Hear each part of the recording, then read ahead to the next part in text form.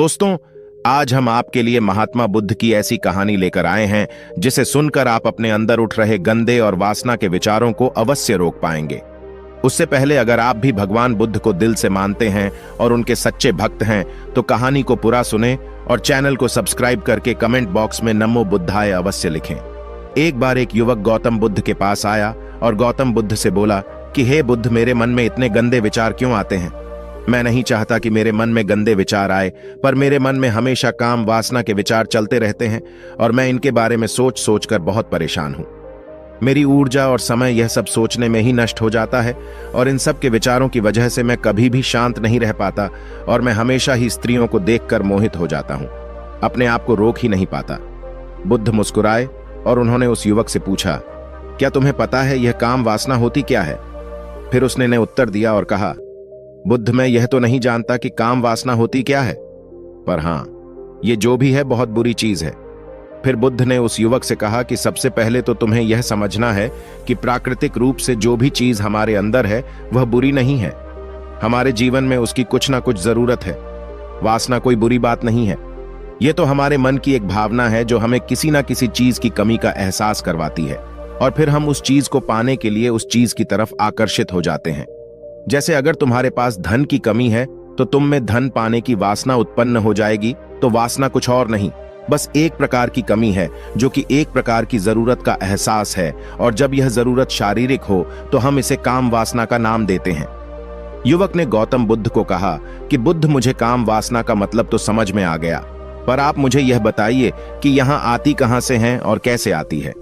गौतम बुद्ध ने कहा कि काम वासना कहीं से आती नहीं है, यह तो हमारे अंदर ही होती है और इसका होना तो जरूरी भी है, तभी तो मानव जाति का विस्तार होगा। युवक ने कहा, जब यह हमारे अंदर ही है और जरूरी भी है तो फिर लोग इसे गलत क्यों बोलते हैं? बुद्ध ने कहा कि यही तो समस्या है।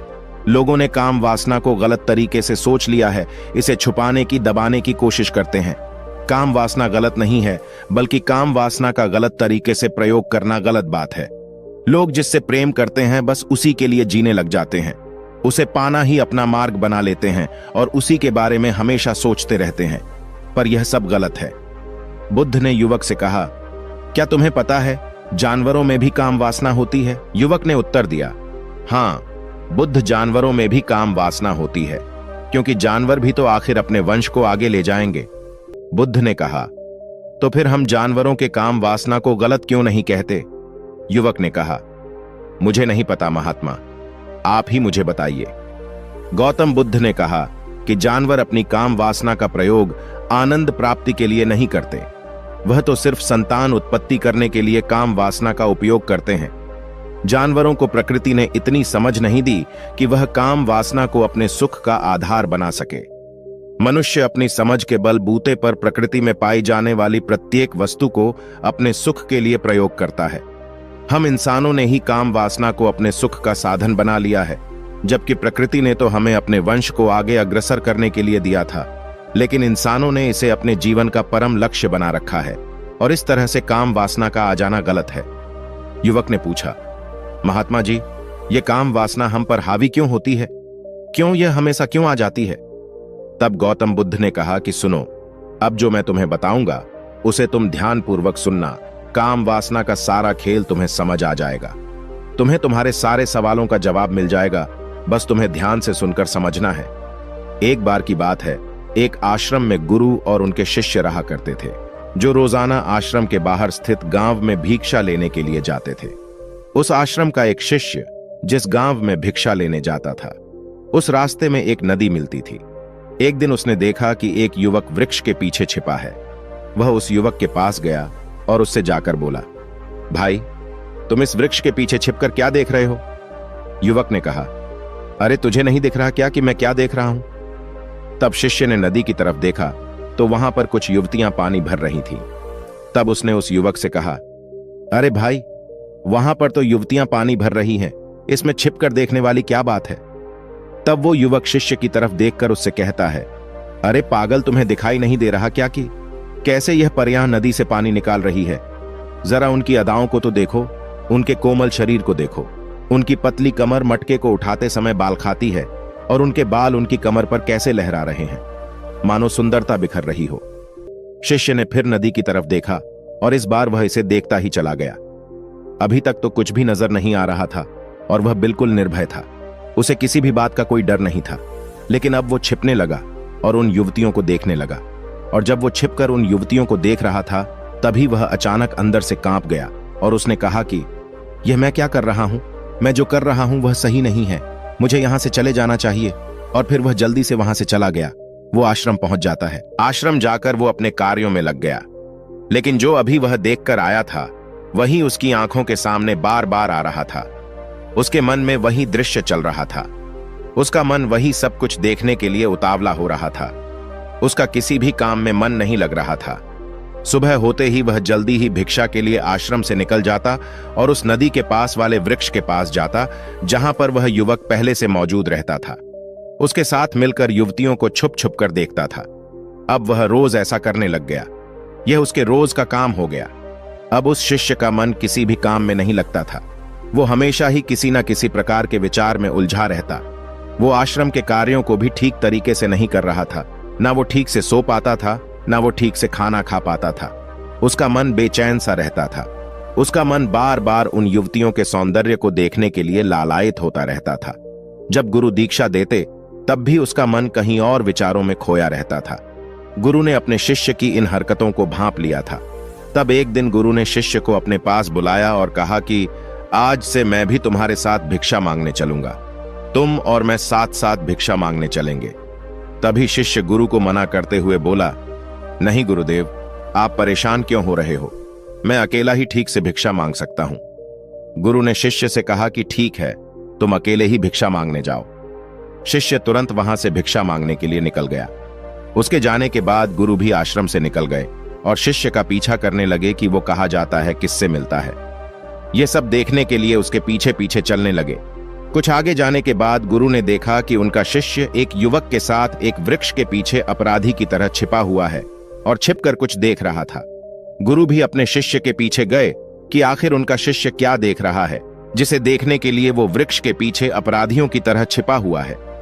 गुरु ने देखा कि उनका शिष्य वृक्ष के पीछे छुपकर युवतियों को देख रहा था जो कि नदी से पानी भर रही थी।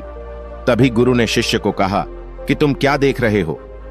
अपने गुरु की आवाज सुनकर वह शिष्य घबरा गया और उसके पसीने छूटने लगे। वह थर थर कांपने लगा, जैसे किसी चोर को चोरी करते समय रंगे हाथों धर लिया हो। उसकी हालत खराब हो गई। वह कुछ भी नहीं बोल रहा था। उसके मुंह से कुछ टूटे फूटे शब्द ही बाहर निकल रहे थे। वो अपने गुरु से नजर भी नहीं मिला पा रहा था। गुरु ने शिष्य की तरफ देखा और कहा कि मेरा शिष्य तो निर्भय था, उसे तो किसी भी चीज का डर नहीं था, लेकिन यह क्या, तुम तो डर के मारे कांप रहे हो। शिष्य ने गुरु से कहा कि मुझे माफ कर दो गुरुदेव, मेरा इसमें कोई दोष नहीं है। उस युवक ने मुझे बहका दिया था, लेकिन आपसे मैं वादा करता हूं कि आज के बाद मैं ऐसा कभी दोबारा नहीं करूंगा। मुझे माफ कर दो। गुरु ने शिष्य से कहा कि कोई बात नहीं, पर इस बात का तुम ध्यान रखना कि हम जैसी संगति करते हैं वैसा ही फल हमें प्राप्त होता है। उसके विचार हमारे अंदर प्रवेश करते हैं, इसीलिए अच्छी संगति करो जिससे तुम्हारे अंदर अच्छे विचारों का प्रवेश हो। फिर गुरु और शिष्य आश्रम लौट आए और फिर से आश्रम के कार्यों पर ध्यान देने लगे। उसने उस रास्ते को त्याग दिया और दूसरे रास्ते से जाने लगा। वो अपने काम को ध्यान से करता, लेकिन धीरे धीरे उसके अंदर क्रोध उत्पन्न हो गया और फिर वो दूसरों पर क्रोध करने लगा और बेचैन रहने लग गया। अब वो सही समय पर भोजन भी नहीं करता था। वह भोजन भी बहुत कम खाता था। एक रात गुरु शिष्य के पास आए और उसे बोले कि अब तक तुम कितनी बार अपने वादे से मुकर चुके हो। यह सुनकर शिष्य अपने गुरु के चरणों में गिर गया और रोने लगा। रोते रोते ही उसने गुरु से कहा कि गुरुदेव, मैं कई बार अपना वादा भूला हूं, फिर वादा कर लेता हूं, लेकिन हर बार मैं वादा भुला देता हूं। मेरा मन मेरे नियंत्रण में है ही नहीं। मैं बहुत कोशिश करता हूं कि मैं अपने मन से सारे बुरे विचारों को निकाल डालूं, लेकिन मैं चाहकर भी ऐसा नहीं कर पा रहा हूं। फिर गुरु ने शिष्य को कहा कि चलो मेरे साथ। गुरु शिष्य को आश्रम के बगीचे में लेकर गए और शिष्य से कहा कि देखो, यहां पर कुछ नाली बनी हुई है जिससे नदी का पानी इन पौधों तक आ रहा है और यह पानी एक निरंतर भाव से बह रहा है। क्या तुम इस पानी के बहाव को रोक सकते हो? शिष्य ने कहा कि हां गुरुदेव, मैं इस बहाव को रोक सकता हूं। फिर शिष्य ने मिट्टी उठाकर उस नाली में डाल दी। वो पानी कुछ देर के लिए रुक गया और फिर कुछ समय बाद मिट्टी के ऊपर से पानी बह गया। गुरु ने शिष्य से कहा, अरे यह क्या, यह तो पानी रुका ही नहीं, फिर शिष्य ने कुछ मट्टी पत्थर उठाकर उस नाली में डाल दिए और फिर कुछ समय के लिए पानी रुक गया, लेकिन फिर उस पत्थर के ऊपर से पानी निकल आया। फिर गुरु ने कहा कि यह क्या हुआ? पानी तो फिर से बह गया। तुम तो बोल रहे थे कि तुम इसे रोक दोगे। क्या हम किसी काम को रोकना चाहे तो क्या हम उसे रोक नहीं सकते? तब शिष्य ने कहा, कोई बात नहीं गुरुदेव, मैं इस पानी को तो आपको रोक के दिखाऊंगा। वह फिर से एक भारी सा पत्थर लेकर आया और उसे नाली पर डाल दिया और पानी रुक गया। तब गुरु से कहा कि देखा गुरुदेव, मैंने कहा था ना कि पानी को मैं रोक दूंगा। मैंने पानी को रोक दिखाया, आपकी बात मैंने पूरी कर दी। गुरु मुस्कुराए और बोले, अच्छा जरा ध्यान से देखो पा, ये रुक गया क्या? वो तो पीछे की नाली से बाहर आ गया और अगल बगल से बह रहा है। और ध्यान से देखो, इस पत्थर के आगे भी आ गया और यह पानी अपना रास्ता बदलकर फिर से आगे की तरफ बह जाएगा। और फिर कुछ देर बाद ऐसा ही हुआ। फिर गुरु ने शिष्य को समझाया कि तुम्हारे साथ भी तो ऐसा ही चल रहा है। तुम बार बार प्रयास कर रहे हो, पर हर बार तुम्हारा प्रयास टूट रहा है और यह हमेशा टूटता ही रहेगा। तुम कितना भी मिट्टी पत्थर रख लो, लेकिन पानी तो अपना रास्ता बना ही लेगा। यह सब देखकर शिष्य ने गुरु से कहा कि हे गुरुदेव, क्या कोई तरीका नहीं है जिससे मैं गंदे विचारों से बाहर निकल सकूं और यह मेरे मन में आए ही नहीं? गुरु शिष्य को एक नदी के पास ले गए जहां से उस बगीचे में पानी आ रहा था। गुरु ने शिष्य से कहा, वो पानी इसी नदी से जा रहा है। अगर हम यहीं से उस रास्ते को बंद कर दें जहां से पानी बगीचे में जा रहा है, अब क्या हम पानी को रोक नहीं सकते? शिष्य ने कहा कि हां गुरुदेव, अवश्य ऐसा हो सकता है। मैं इस पानी को यहीं से बंद कर देता हूं, तब आगे की नाली में पानी जाएगा ही नहीं और फिर बगीचे में पानी जाएगा ही नहीं। फिर शिष्य ने नदी से जाने वाले रास्ते को बहुत मेहनत करके पत्थर और मिट्टी डाल डालकर बंद कर दिया और गुरु से कहा कि गुरुदेव, मैंने पानी को बंद कर दिया है, अब यह पानी बगीचे में जाएगा ही नहीं। तब गुरु ने कहा कि अगर पानी बगीचे में नहीं जाएगा तो पौधों को पानी कहां से मिलेगा? उन पौधों को तो पानी की आवश्यकता है और उन पौधों में कुछ पौधे तो ऐसे हैं जिनको रोज पानी की आवश्यकता है। वह तो मुरझाकर मर ही जाएंगे, उनका क्या होगा? पानी तो हमें खोलना ही होगा। शिष्य ने गुरु की बात सुनकर वापस नदी से जाने वाले पानी का रास्ता खोल दिया। तब गुरु ने शिष्य से पूछा कि अगर हम इस नदी के पूरे पानी को बगीचे की तरफ कर दे तो क्या होगा? तब शिष्य ने जवाब दिया कि गुरुदेव, वहां पर जितने भी पौधे हैं वो गलकर नष्ट हो जाएंगे, वहां पर कुछ नहीं बचेगा।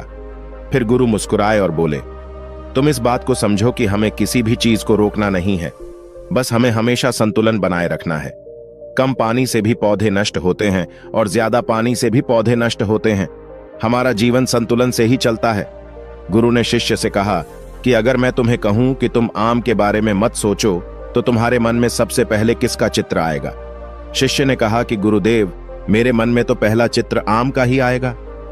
गुरु ने कहा कि जब हम गंदे विचारों को जबरदस्ती रोकने का प्रयास करते हैं तो वह और मजबूती के साथ हमारे अंदर प्रवेश करते हैं, हमारे अंदर उठते हैं। इसीलिए हमें उन्हें कभी भी दबाने की कोशिश नहीं करनी चाहिए। फिर गुरु ने शिष्य को समझाते हुए कहा कि हमारे गंदे विचार बुरे लोगों की संगति करने की वजह से भी आते हैं। कई बार क्या होता है कि कामुकता हमारे अंदर होती नहीं है, लेकिन कुछ अश्लील लोगों के साथ रहने की वजह से ये हमारे अंदर हावी हो जाती है। फिर शिष्य ने कहा कि गुरुदेव, आप सही कह रहे हैं, मैं अपने मार्ग से भटक गया था। फिर वह शिष्य उस रात बहुत ही चैन की नींद सोया। सुबह अपने कार्यों को पूरे मन से किया और फिर सुबह वो भिक्षा लेने के लिए उसी रास्ते से गया जहां वह युवक आज भी वृक्ष के पीछे छुपकर उन युवतियों को देख रहा था। वह शिष्य नदी पर गया जहां वह युवतियां पानी भर रही थीं। उसने उनसे पानी मांगा। उनमें से एक ने उसे पानी पिलाया और उस सन्यासी शिष्य के चरण छुए। शिष्य ने उसे आशीर्वाद दिया कि तुम्हारा कल्याण हो। उसका मन सकारात्मक ऊर्जा से भर गया। उसके चेहरे पर मुस्कान आ गई थी, जैसे कि उसे कुछ खोया हुआ वापस मिल गया हो। वह वापस अपने रास्ते से जाने लगा।